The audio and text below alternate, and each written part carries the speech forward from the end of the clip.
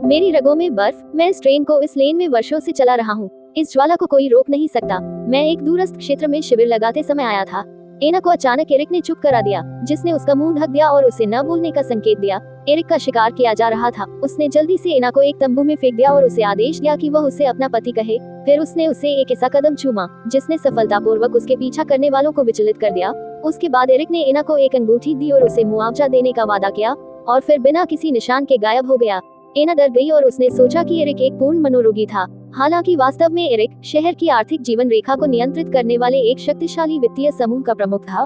उसके छोटे भाई जिल ने उसे सूचित किया कि उनकी मां ने उसके लिए 30 महिलाओं को चुना था और उसे उसी दिन शादी करने के लिए हास्यास्पद विवाह संबंधी घटनाएं। तभी एना बिना किसी हिचकिचाहट के प्रकट हुई। एरिक ने उसे पकड़ लिया और पीने सार्वजनिक रूप से घोषणा कर दी कि वह वही है जिससे वह विवाह करना चाहता था। एरिक की मां पूरी तरह से हैरान थी। उसे यकीन हो गया था कि वह उस समय पागल हो गया था। जिल ने एना की उंगली पर पारिवारिक अधिकार की अंगूठी देखी, एक ऐसी अंगूठी जो उसके धारक को सभी पारिवारिक मामलों पर नियंत्रण प्रदान करती थी। तब एना को एहसास हुआ कि उसके सामने खड़ा आदमी वही था जिसने शहर के सबसे शक्तिशाली समूह के प्रमुख के रूप में उसके पिता की मृत्यु का अप्रत्यक्ष रूप से कारण बना था। एरिक का छोटा सा निर्णय एक बड़ा प्रभाव पैदा कर सकता था। उसके पिता दिवालिया हो गए थे और एरिक के व्यापारिक तूफानों में से एक के मद्देनजर आत्महत्या कर ली थी।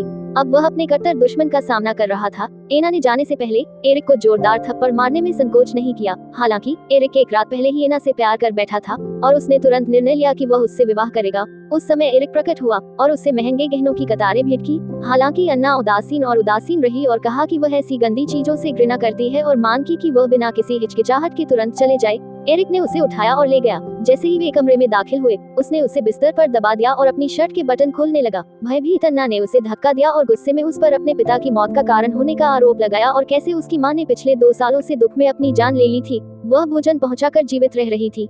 एरिक ने धीरे से उसके आंसू पोंछे, लेकिन उसने उसका हाथ जोर से दूर कर दिया और कहा कि वह उसे फिर कभी नहीं देखना चाहती। लेकिन गुस्सा होने के बजाय एरिक ने उसे और भी अधिक आकर्षक पाकर केवल मुस्कुराया। इसी बीच अन्ना की चचेरी बहन बेस ने सुना कि एरिक वहां से गुजरेगा और तुरंत उसके करीब जाने खर्च। हालांकि बेस की मां को अभी भी ये बहुत कम लगा और यहाँ तक कि उन्होंने सुझाव दिया कि अन्ना एक अमीर बूढ़े आदमी से शादी कर ले। तभी एरिक के आदमी एक असाधारण विश्वासघात उपहार के साथ आ गए। अन्ना ने तुरंत मना कर दिया, लेकिन उसे सबसे अच्छा थप्पड़ मारा, यह मानते हुए कि उपहार खुद के लिए थे। बेस की मां ने तब अन्ना को बताया कि उसने पहले से ही उसके लिए एक 70 वर्षीय पति की व्यवस्था कर दी है।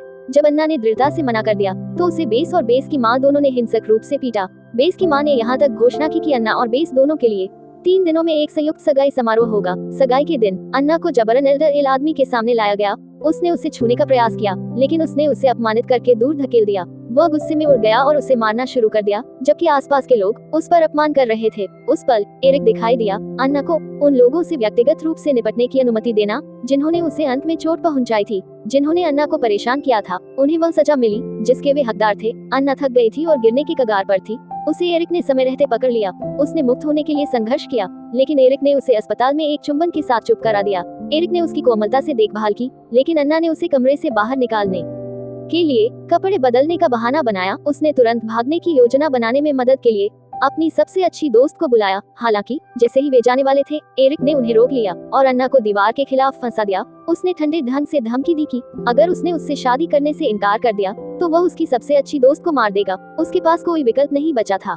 अन्ना अनिच्छा से शादी के लिए सहमत हो गई।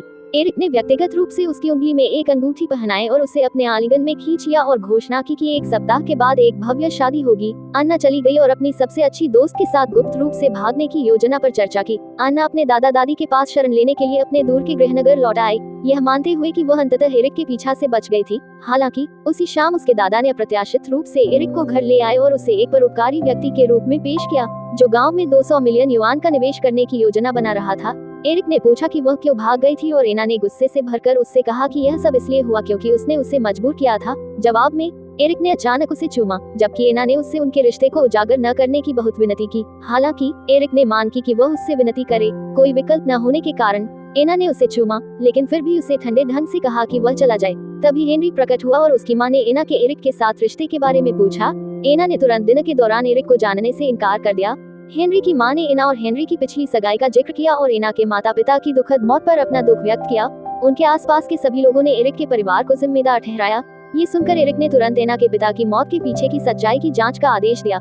हेनरी के जाने के बाद एरिक ने एना को अपनी बाहों में खींच लिया। उसकी ईर्ष्या स्पष्ट रूप से घृणास्पद थी। एना ने उसे दूर धकेल दिया और उसे जाने देने। अन्ना ने उसे रोका और आग्रह किया कि वह उसी रात चले जाए।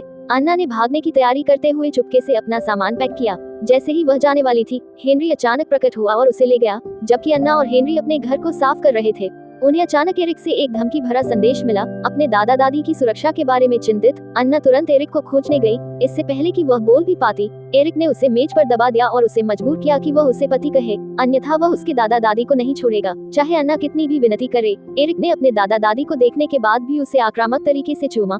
अन्ना ने कसम खाई कि वह इस समय एरिक से कभी शादी नहीं करेगी। हेनरी की मां एक विचार के साथ आए, अगर अन्ना हेनरी से शादी करती है तो शायद एरिक उसे जाने देगा। एरिक से बचने के लिए बेताब अन्ना के पास सहमति में सिर हिलाने के अलावा कोई विकल्प नहीं था और घोषित किया कि अन्ना केवल मेरी हो सकती है। इस बीच अन्ना एक शानदार शादी की पोशाक पहने हुए हेनरी से शादी करने की तैयारी कर रही थी। जैसे ही समारोह शुरू होने वाला था, एरिक अचानक घुस आया और हताशा में उसे जबरदस्ती ले गया। अन्ना ने उसके गले पर चाकू रख दिया और खुद को मारने की धमकी दी। हालांकि एरिक ने उसके प्रियजनों के जीवन का इस्तेमाल उसे अधीनता में लाने के लिए किया। जब तक कि कोई विकल्प नहीं बचा, अन्ना ने आत्मसमर्पण कर दिया। अधिकारी ने तुरंत अन्ना और एरिक को पति और पत्नी घोषित कर दिया। एरिक ने उसे गहराई से चूमा, जबकि अन्ना ने दांत पीसते हुए फुसफुसाया कि वह उस रात अपने पूरे जीवन के लिए उससे नफरत करेगी। एरिक अन्ना को अपने दुल्हन के कमरे में ले गया और उसे चूमने से खुद को रोक नहीं सका। हालांकि अन्ना ने उससे कहा कि वह तैयार नहीं थी। एरिक ने उसे धीरे से आश्वस्त किया कि वह उसे समय देगा। फिर उसने दस्तावेज प्रस्तुत किए। उसकी मां ने अन्ना के घाव का सावधानी पूर्वक उपचार किया और उसकी कोमलता ने उसके दिल को थोड़ा सा झकझोर दिया। बाद में उसी दिन एरिक अन्ना को उसके दादा दादी से मिलने के लिए उसके गृहनगर वापस ले गया। अप्रत्याशित रूप से हेनरी प्रकट हुआ और उसे खींचकर एरिक के प्रतिद्वंद्वी टेलर से मिलने ले गया। टेलर ने अन्ना को एक सौदा पेश किया। यदि वह उसकी जासूस बनने के लिए सहमत हो जाए तो वह उसे एक सुनने वाला उपकरण प्रदान करेगा और बदले में उसे उसके पिता की मृत्यु के बारे में सच्चाई बताने वाला एक वीडियो देगा। अन्ना जानती थी कि टेलर केवल उसका इस्तेमाल कर रहा था और वह एरिक को धोखा नहीं देना चाहती थी। इसके बजाय उसने एरिक को अन्ना के पूर्व प्रेमियों में से एक होने का नाटक करते हुए एक आवाज बदलने वाले फोन का इस्तेमाल किया। उसने अन्ना के बारे में एक कहानी गढ़ी कि वो एरिक को घृणा करने और उसे तलाक देने की उम्मीद कर रही थी। हालांकि एरिक ने इसकी एक भी बात पर विश्वास नहीं किया। वो तुरंत घर भाग गया और अन्ना को कसकर पकड़ लिया। केवल उसकी सुरक्षा की चिंता, उसके कार्यों और आंसुओं की धारा उसके चेहरे पर बह रही थी। एरिक ने उसे अपनी बाहों में लिया और उसे धीरे से दिलासा दिया और वादा किया कि वह अगली सुबह उसके लिए न्याय की तलाश करेगा। एना एरिक से मिले फूलों के गुलदस्ते के साथ जागी। उसकी भावनाओं को समझते हुए उसने टेलर द्वारा दिए गए सुनने वाले उपकरण को फेंकने का फैसला किया। हालांकि टेलर ने उसे फोन किया और यह कहते हुए उसे धमकाया कि उसने उनका समझौता तोड़ दिया है। उसने चेतावनी दी कि वह एरिक के साथ उसकी सभी बातचीत को उजागर कर देगा जब तक कि उसने उसे जहर नहीं दे दिया। एना एरिक के लिए एक गिलास दूध ले आए और मुस्कुराते हुए उसके मुंह के कोने को धीरे से पोंछा। एरिक ने उसे बताया कि वह उसे किसी खास जगह ले जाना चाहता था। ये पता चला कि एरिक ने पहले ही सच्चाई का खुलासा कर दिया था। एना के पिता को वास्तव में उसके अपने चाचा ने मार दिया था। ये जानकर अन्ना गुस्से से भर गई, लेकिन एरिक ने उसे दिलासा देने के लिए उसे अपनी बाहों में खींच लिया। रुको, ये पता चला कि अन्ना ने गुप्त रूप से जिल से संपर्क किया था और सब कुछ पहले से ही योजनाबद्ध कर लिया था। उसने एरिक को जो दवा दी थी वह जहर नहीं थी, ये वास्तव में एक कामोद्दीपक था जो जिल ने कमजोर एरिक का समर्थन करते हुए प्रदान किया था। अन्ना ने फुसफुसाया कि वह उसे मार देगी। क्या